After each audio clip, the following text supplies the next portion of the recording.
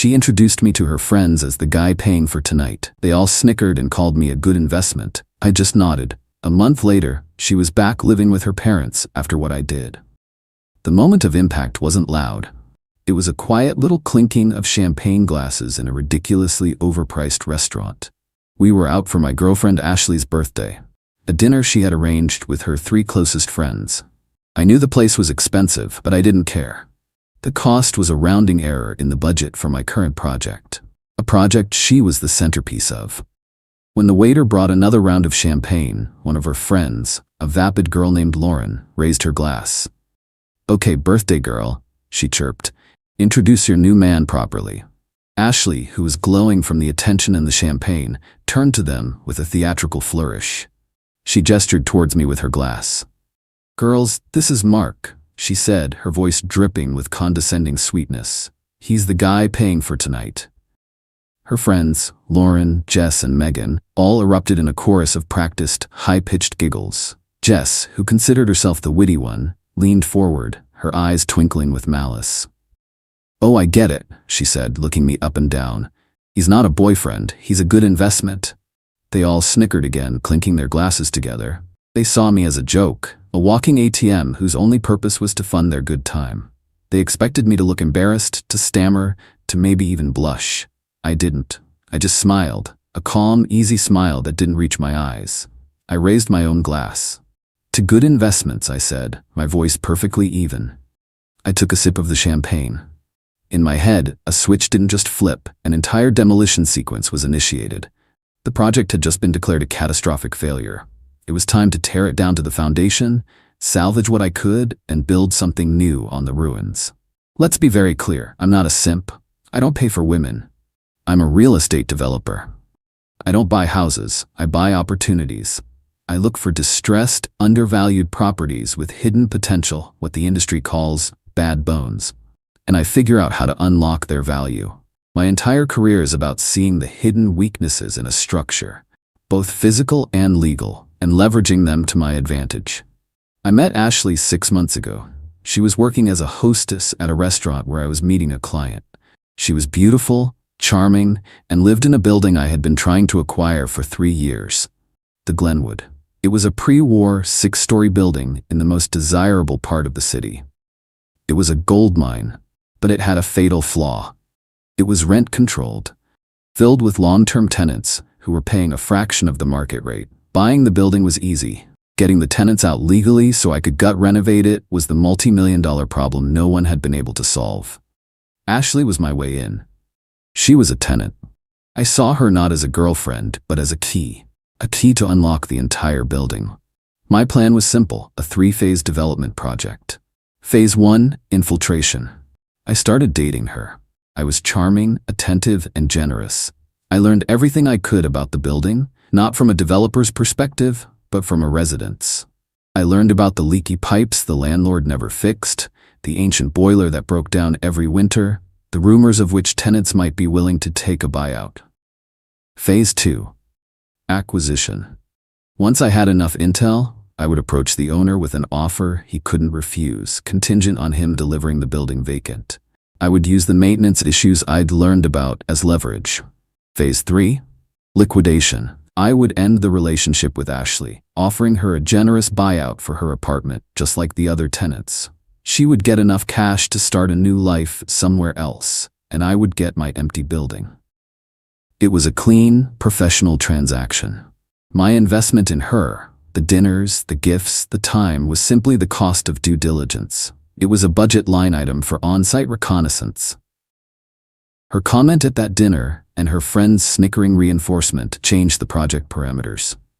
She hadn't just revealed herself to be shallow and disrespectful. She had revealed herself to be a hostile variable, a liability. She and her friends saw me as an investment to be exploited. It was time to show them what happens when a developer decides to foreclose on a bad asset.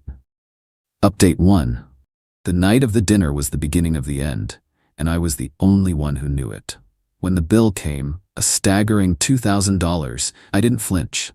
I placed my black card on the little tray. As the waiter walked away, I looked at Ashley and her friends, who were all happily scrolling through their phones, posting pictures of the meal I had just paid for. You know, Jess, I said, my voice casual. You're right, I am a good investment. The best investments, in my experience, are the ones that provide detailed data. I smiled.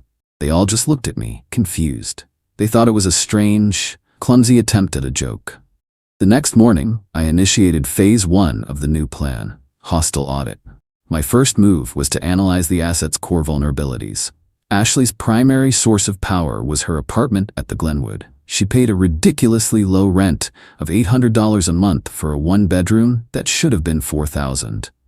This rent-controlled status was her golden ticket, and she knew it. But rent control laws come with strict rules, and I suspected she wasn't following them. I spent a day doing some deep-dive digital forensics. I hired a private investigator, a guy I used to vet potential business partners. I gave him Ashley's name and social media handles. His job was simple: find out if she was violating her lease. While he was working, I focused on the building itself. I already knew the owner, a tired old man named Mr. Harrison, who was sick of dealing with the constant repairs and tenant complaints. I put together a new offer for the building. It was a generous, all-cash offer, well above market rate for a building with its occupancy issues. But it came with one non-negotiable condition. The building had to be delivered to me completely vacant within 90 days of the sale. This put the legal burden of removing the tenants squarely on his shoulders. It was an offer designed to make him an active participant in my plan. Simultaneously, I began financially isolating Ashley. I didn't dramatically cut her off. That would have been too obvious. Instead, I started making strategic adjustments. The credit card she was an authorized user on, I called the company and had her spending limit lowered to $500, citing fraud prevention concerns. The surprise gift stopped. When she suggested another expensive restaurant, I countered with a casual, "I'm feeling like staying in tonight." I was recalibrating the terms of her investment, slowly devaluing her returns. She noticed, of course. She became moody and complained to her friends that I was being cheap. This was exactly what I wanted. I needed her to become frustrated. Frustrated people make mistakes. The private investigator hit pay dirt in less than 48 hours. His report was a thing of beauty. Not only had Ashley been subletting her apartment on Airbnb on weekends when she stayed with me, a massive violation of her lease and city law, but her friend, Jess, the witty one, had been her primary co-conspirator.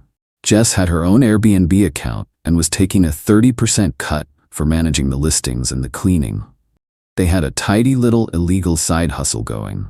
The report included screenshots of the listings, glowing reviews from guests, and even a Venmo transaction history between the two of them with notes like Glenwood.dollar. This was the leverage I needed. It was the structural flaw in her foundation, and I was about to drive a wrecking ball through it. I now had two paths forward. I could give this information directly to Mr. Harrison, or I could use it for a more creative purpose. I chose creativity. I drafted a formal, anonymous complaint letter. It was written from the perspective of a concerned fellow tenant at the Glenwood. The letter detailed the illegal Airbnb operation, citing specific dates and listing numbers. It spoke of strange people coming and going at all hours, loud parties, and a general feeling of insecurity in the building. It was a work of art designed to trigger a specific and aggressive response from any landlord. I didn't send it to Mr. Harrison. Not yet. I sealed it in an envelope and placed it in my briefcase. It was my ace in the hole. First, I needed to meet with the landlord and get him on my side. Update 2. My meeting with Mr. Harrison took place a week after the disastrous birthday dinner. I met him at a coffee shop near the Glenwood. He looked exhausted. I presented him with my all-cash offer. His eyes widened when he saw the number. Then he saw the 90-day vacancy clause, and his shoulders slumped. "Getting these tenants out is impossible," he sighed. "They know their rights. It would take me years in court." "Perhaps," I said, pushing the anonymous complaint letter across the table, "but I believe you may have a tenant who is not quite as protected as she thinks she is." He read the letter, his expression shifting from wariness to cold fury. The evidence of the illegal subletting was undeniable. In our city, proving just one case of a tenant illegally subletting a rent-controlled apartment can give a landlord enough legal ammunition to start eviction proceedings that often scare other tenants into taking buyouts. "This changes things," he said, his voice low. "I believe it does," I replied. "My offer stands for 72 hours. If you accept, my legal team will assist you, pro bono, with the eviction process for this specific tenant. We handle the work, you handle the notices. Once she's gone, the others will see you're serious. They'll be much more receptive to buyout offers." He agreed on the spot. We had a deal. Mr. Harrison, the tired old landlord, was now my fully motivated partner. The very next day, a formal notice to cure or quit was delivered to Ashley's apartment. It's a legal document that gives a tenant a short period to fix a lease violation or face eviction. In this case, the violation, profiting from an illegal sublet, was incurable. It was the first legal step in throwing her out. The panicked phone call I received from her was everything I had hoped for. She was hysterical. She had no idea where the complaint had come from. She immediately blamed one of the other tenants. She begged me to help her, to call my lawyers, to do something. "This sounds serious, Ashley," I said, my voice full of fake concern. "Illegal subletting? That's a tough one. I'm not sure what I can do." "But you have to do something." She shrieked. "They're trying to evict me. Where will I go?" "I don't know," I said calmly, "but I'm sure a good investment like you will figure it out." I hung up. The next part of the plan was to dismantle her support system. Her friends were not just bystanders. They were co-conspirators in her view of me as a wallet. It was time for them to feel the consequences. Jess was the easiest target. She was an aspiring real estate agent. I had my PI do a little more digging. It turned out she was working at a major brokerage in the city, but she hadn't disclosed her side hustle managing illegal Airbnbs to her employer. That kind of activity is a major ethics violation and can get an agent's license suspended. I made another anonymous phone call, this time to the ethics hotline of her real estate firm. I laid out the whole story, explaining that one of their agents was actively participating in and profiting from illegal rental schemes. I provided the same evidence my PI had gathered. The fallout for Jess was swift. She was called into a meeting with her managing broker and immediately fired. Her career as a real estate agent was over before it had even started. With Jess out of the picture, I focused on the others. Lauren and Megan both worked in fashion, an industry built on reputation and connections. I used a third party, a PR consultant I sometimes work with, to discreetly spread a story within their professional circles. The story was simple, a cautionary tale about a group of young women who had latched onto a wealthy developer, only to have it blow up in their faces when their friend was evicted for illegal activities, and another was fired for ethics violations. I didn't name names. I didn't have to. The details were specific enough that everyone in their small, gossipy industry knew exactly who the story was about. Suddenly, Ashley's friends found that their own brands were tainted by their association with her. They were seen as greedy, untrustworthy, and unprofessional. The lunch invitations dried up. The networking opportunities vanished. They had hitched their wagons to Ashley's rising star, and now they were all going down with her. They abandoned her instantly, cutting off all contact to save their own skins. In the span of 2 weeks, Ashley was facing eviction, had been cut off financially, and had been completely abandoned by her entire circle of friends. She was alone, isolated in a building where the landlord now saw her as the enemy, and where other tenants were beginning to get nervous buyout offers from Mr. Harrison's lawyers, my lawyers.